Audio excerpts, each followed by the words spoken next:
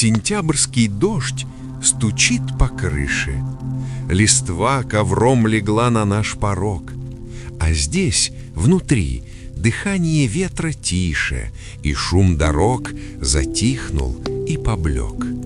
В камине пляшут рыжие драконы, сжигая в пепел сумерки и грусть, и осени простуженные законы нас не коснутся в этот вечер пусть.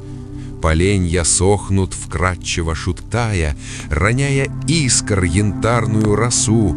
Мы пьем покой, мгновенье не считая, вдыхая хвойно-дымную красу. Пусть за окном туман съедает дали и гаснет свет в объятиях холодов, здесь стены жар от пламени впитали, храня тепло надежнее замков.